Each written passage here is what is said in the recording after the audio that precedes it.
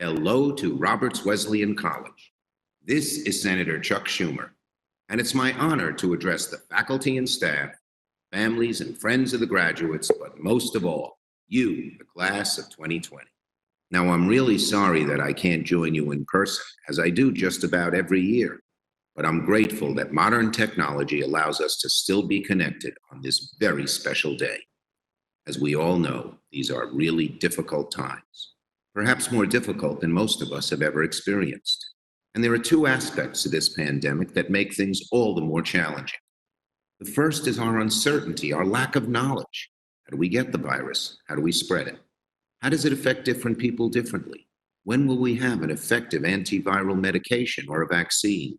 And most of all, how soon can we all go back to normal?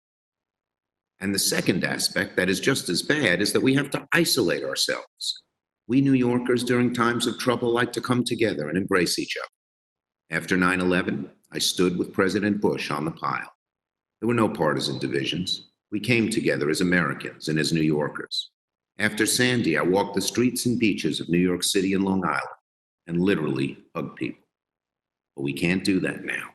We have to remain isolated. So the challenges of this moment are truly unique.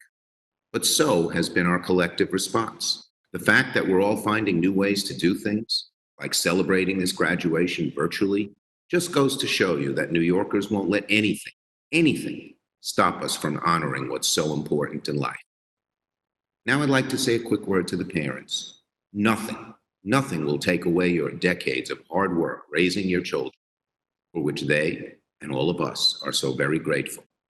And while this day may be tempered by worries about the future, at least there's one silver lining. You're not seated way in the balcony. You get to sit next to your son and daughter and give them a hug as they receive their diploma and become an adult before your very eyes. Congratulations to the moms and dads. And one more word of thanks. Today, as we're celebrating, right now there are men and women all across the state and nation who are serving on the front lines, risking their lives in the battle against coronavirus.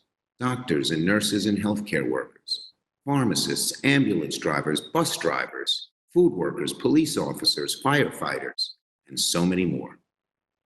These people are our heroes. And I'm working in Congress to create a COVID-19 Heroes Fund, which would provide pandemic premium pay to all essential workers. Let's have a virtual round of applause for them. And now to the class of 2020. I know this may not be what you pictured even a few months ago, but today is still your day. All of your hard work has earned you a degree from a fine institution of higher learning, and nothing can take that away from you. Right now, it may feel like the future is a dark hole, but what has been true throughout history is just as true today. That even in times of difficulty, there are always new opportunities, new ways of thinking, of doing things in a better way.